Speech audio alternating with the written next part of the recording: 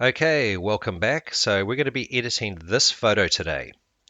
Now, first and foremost, as always, when we look at this photo, we need to examine what is its DNA because we don't want to be swimming against the current. So first and foremost, let's look at the light. That the light is coming from top right to lower left, so it's on the sinister angle. So that's the first thing that we've got. We've also got this 45-degree view, so that's the next thing that we've got. The light is also very voluminous, so it's come from a parabolic modifier. So the light has a lot of volume to it. So let's not try and fight against that. Now, if we come to the composition, we have a frame and a frame within a frame. So when it comes to cropping, we don't want to damage that natural composition that's already going in. We also have the angle of this crayfish shell and the crayfish tail on the angle going from lower left to top right. The spoon is matching and the side ramekin of source is pointing towards. So again, we don't want to diminish these compositional tools that are in here. So that's what we've got to work with.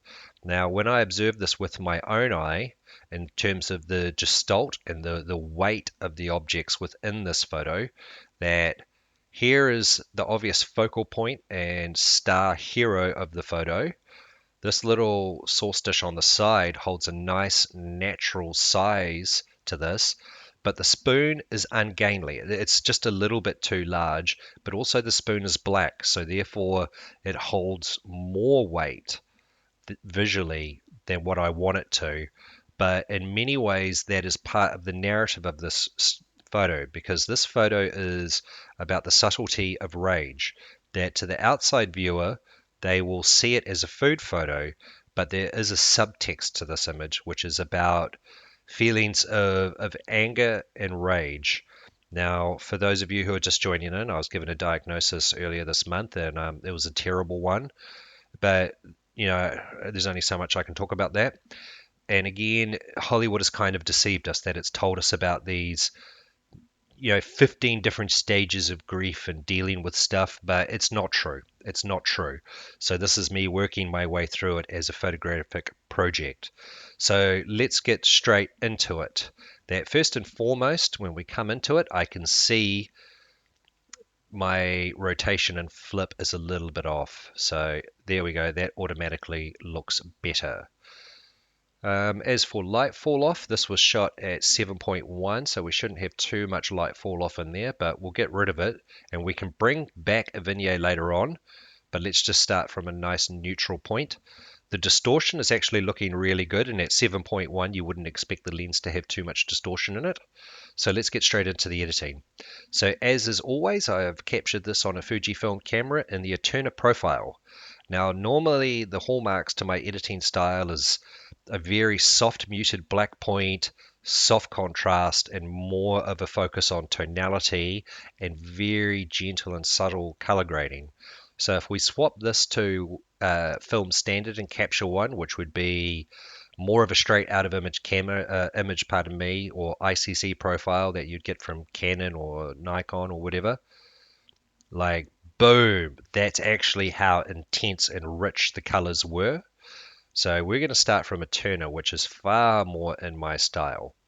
So again, when we look at the DNA of this, that this photo lends itself very much to a bold and saturated style, and in a way, to a small degree, because of this darkness in the top here, the graduation of light coming down and the voluminous of light, it could also inherit some slight elements from a dark and moody approach. So let's get straight into it. Let's look at the histogram right off the bat. Let's make it bigger for you at home. So we've got a good distribution of light. There's no true black point, which is always in my style. We've got a lot of data in the shadows and undertones. We've got a fair amount sort of coming towards the midtones, but not quite. And then in the overtones and highlights, that's where that red channel is really beginning to dominate through that voluminous light reflecting off of the table cover. So using the histogram to guide us, I believe my camera was set to 5400 Kelvin when I took this, so we can adjust that, and that's just added a touch of warmth to it. We're not going to play with the tint at the moment because the tint is actually looking pretty good. But straight into the exposure tab. So I believe we can go up about almost up to half a stop because I did shoot this slightly underexposed. So that's looking pretty good. Zero point 0.4 of a stop. We're going to bring in some more data in the midtones just so we're filling out this part of the histogram to get as evenly distributed sort of histogram from true black to true white. If anything, I think that brightness is a little bit too much. We'll just bring that down 2 points. So that looks like a very good starting point for me.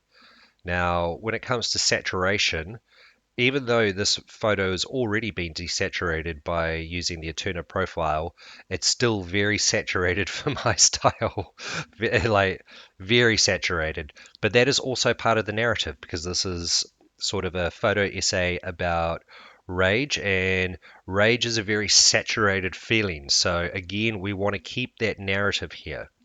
So let's just jump straight into the high dynamic range. Let's bring it out for you at home.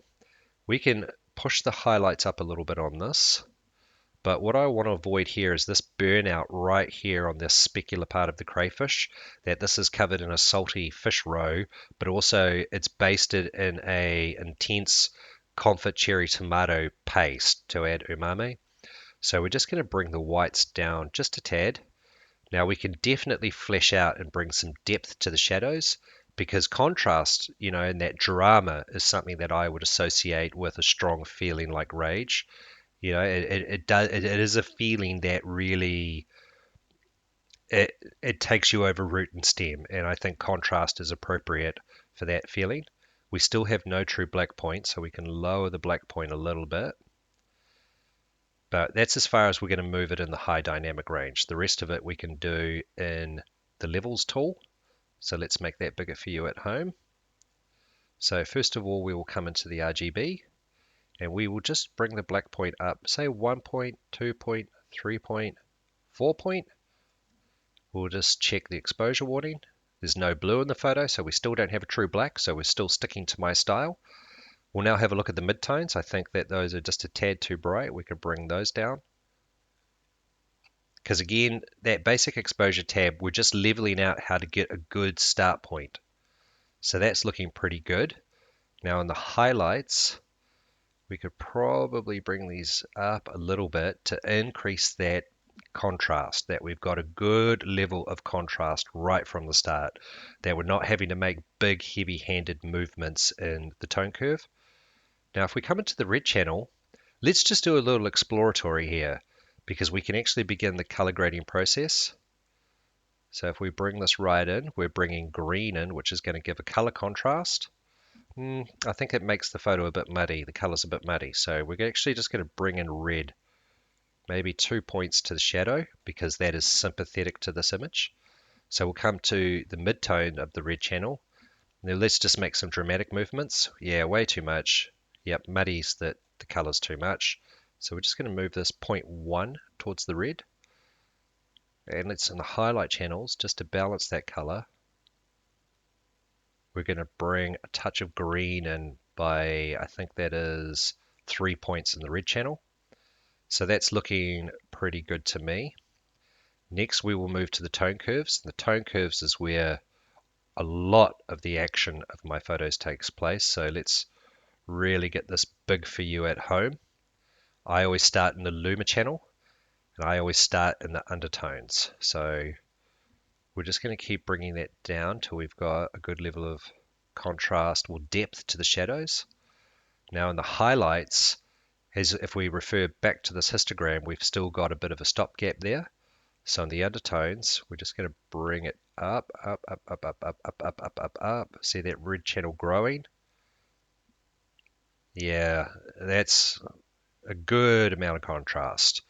Now, as always, the Luma curve does not affect saturation, it only affects contrast. But the more contrast you have, the more the human eyes are going to perceive saturation anyway. But next we're going to go into the RGB. And we're going to start actually in the shadows. So we're going to bring down. Okay, and now if we just sort of use marker point here, we can see that these are sitting at sort of in the undertones. So we're going to start just in the undertones before the midtones and come up. Oh yeah, so we've got a lot of contrast now, but also we've increased that saturation, which that is going to form a problem for me, but we'll address that shortly. So we're going to come into the red channel. Again, we're going to start just sort of in these undertones just before the midtones. We're going to come up to say 2 points because again, I want to be sympathetic to all of these monotone reds that are in here. We're now going to come here into the shadows, actually maybe even a little bit lower into the lower end of the shadows. We're just going to bring that back a few points just to give that color contrast. We're going to bring in a little bit of green. So in the green channel, we've got to be careful here that if we drag right down, we're going to add a lot of magenta, yeah, which is unsightly. So let's put a little roadblock here and we'll come into the deep shadows. We're just going to add a bit of color contrast. So that's looking pretty good. We'll come to the blue channel.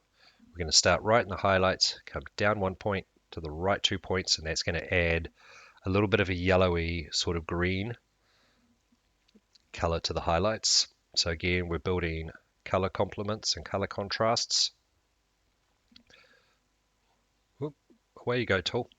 So there we go. So there goes the base editing for this now done. I've lowered that down way too much. There we go. That's where that's meant to be. So next stage, let's start bringing this photo to life, pardon me. So we're going to create a new empty layer. We're going to take the brush tool. We're going to come in. We're going to lift the flow. We're just going to quickly make a mask over this spiny rock lobster tail. We'll whistle as we work so there's no dead silence on the mic. Okay, we'll get this top part, which has got all of the row and the specular highlights and so forth on it. Now, normally I'd make this mask a bit cleaner, but for editing purposes, let's just get through this. We're now going to lower the flow to about 20% because the crayfish tail truly is the star of this. And we're just going to really brush in on the gang, which is the Thai red curry. Well, we call it Thai red curry. They call it gang. That's its name. We'll be respectful of the culture it's come from. So we're just going to label this subject. And what we're going to do is we're going to come down here to clarity. And again, we're going to increase clarity, which increases the contrast in the midtone of the pixel. We're going to increase structure, which increases contrast on the edge of the pixel. Pardon me. So when we come in and have a look, like that's razor sharp. That's as alive can be. And again, that razor sharpness, it's kind of sympathetic to the feeling of rage because you do really feel it like a point in your side. We're going to come into the color management tools now. We're going to use the color editor and we're going to target the color of this curry. And we're going to increase the saturation a little bit, not much, just say 8 points. We're going to increase the brightness of it a little bit, bring it to life.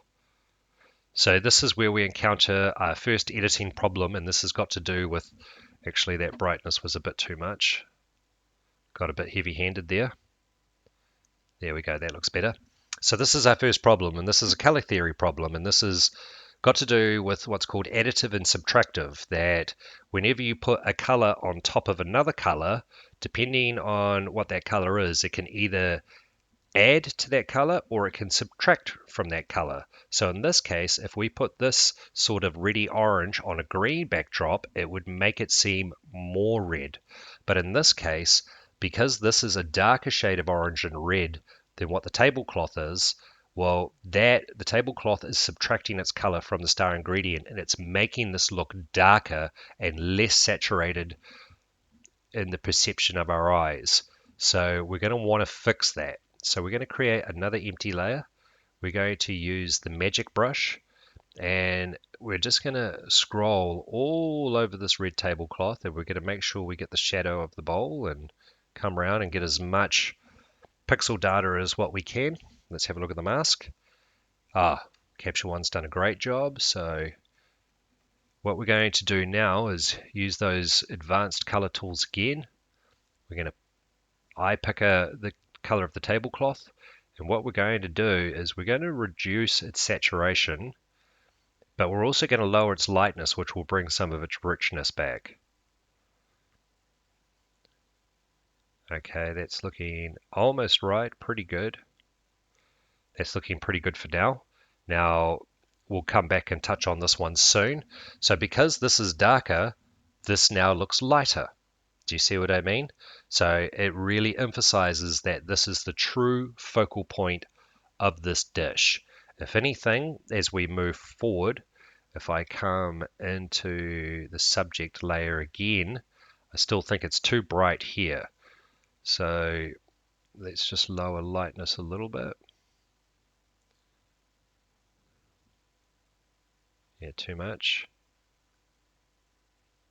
Yeah, so 6 points of lightness to that color was more than enough. So now that we've got that done, let's label that layer so we don't lose ourselves. Let's highlight it. So background sat, done. Create another empty layer, and we're going to copy this from the subject. As you've seen me do before, we're going to make a luma mask out of this, and we're going to start in the shadows. So let's really zoom in here. Okay, we can just see the threads of that mask forming. So now we're going to graduate it. Okay, that's looking good. We're going to lift the radius so it's a very soft mask, and we're going to lower the sensitivity so it becomes even softer and bleeds over the edge of pixels.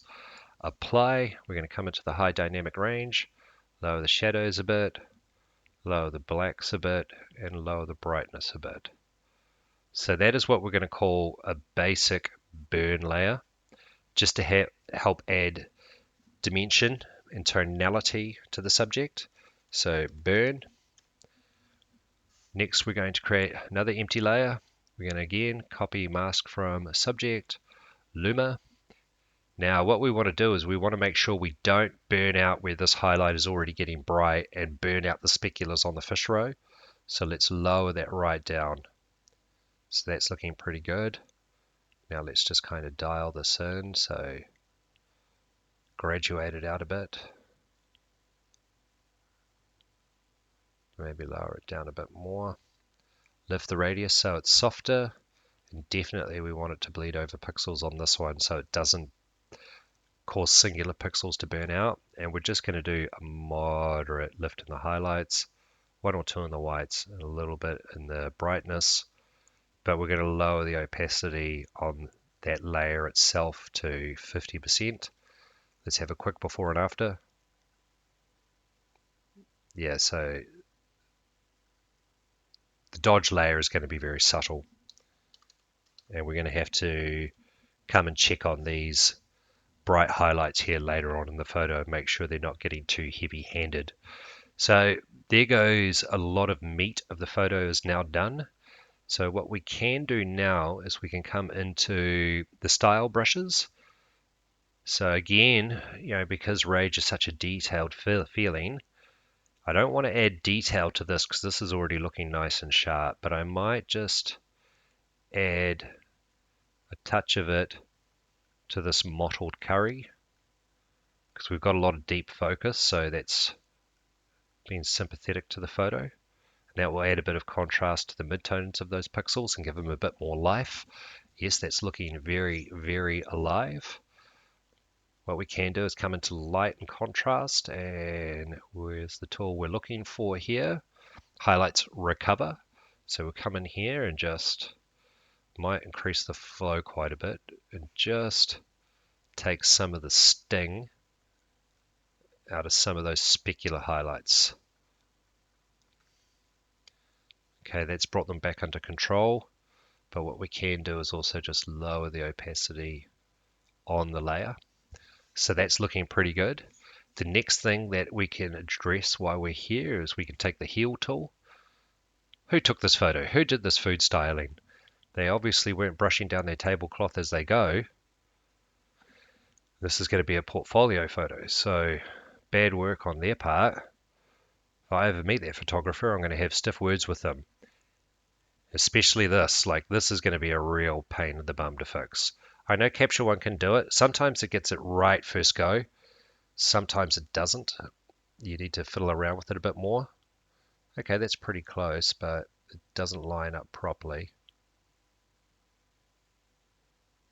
If we can get it first go, cool. If not, I'll come back and correct it later, just so we're not wasting time in this tutorial. Not a perfect fix, but we'll move on for now. Like, I know I'll have to come back and fix that, but it's just making you aware I have spotted that. Okay, we'll now give it a crop because this was always going to be a 16 by 9, which normally I would have done this at the start, but I knew it was going to be a 16 by 9. We can bring that in just so it's centered a bit, so the hero is holding center frame. About there seems pretty good. We'll lock it off. Do we have enough breathing room between the end of the spoon and the edge of the frame? I think so. Even though this is not the hero image that I'm going to use, the hero image I'm using was shot, I think, at f3.2, so the focus is a little softer on this and it's a little softer on the background. But again, that spoon is important because when you really look at the dish and look at that spoon, you can see that stands out, and it's kind of a bit, annoying. It's infuriating, and that adds to that idea of frustration, turns to anger, turns to rage. It's a blunt spoon, so it's going to be really, it's not an appropriate tool to cut through a crayfish tail. And also the bowl is quite shallow, so it's going to be hard to scoop up that sauce, and that was all purposeful. And again, as I said, this is a subtext. It's all very subtle. So moving forward, let's create a new filled layer. Let's come back to the color tools. Let's come to color balance. So we'll make this nice and big for you all at home. We're going to start off in the master. We're going to go for a deeper shade of red. Let's pump that right in because it's sympathetic to the photo. Okay, now let's start bringing it back. So that's looking pretty good. Now in the shadows, I'm going to go for a color complement or color contrast. And what I'm looking for here is that in the shadow, there is no real umbra moving through to penumbra. There's no dark part of the shadow to the most lightest graduated part. The shadow is pretty even. So what I'm looking for is just for green to appear on the fringe of the shadow. So let's start off strong. Let's bring it down, down, down, down, down, down, down. There we go. So there's enough green in that shadow now there, especially in here and in here.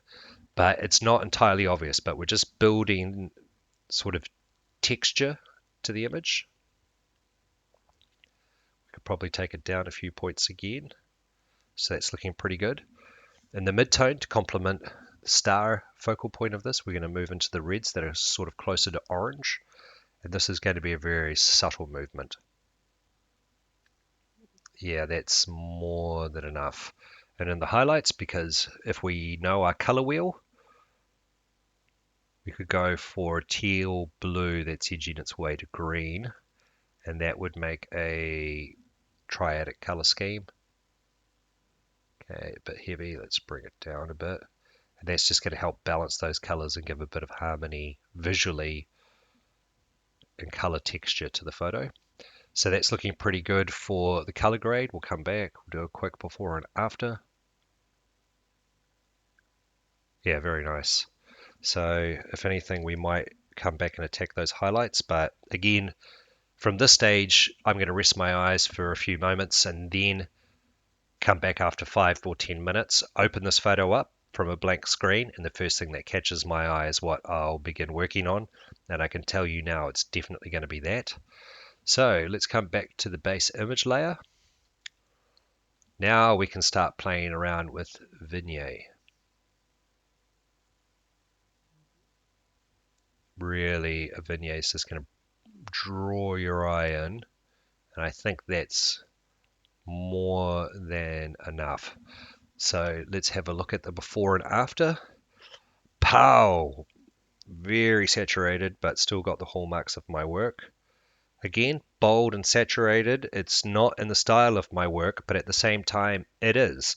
It's just showing where I've pushed my particular editing style to embrace a more bold and saturated approach, but all of the hallmarks of what is my editing style is still there. So we're going to relax our eyes now. I hope you've enjoyed this quick edit of the photo. Again, as always, I hope you've learned something from it and you can bring it to your own work. And I'll see you again in the future when I edit the next photos. Have a good day, guys.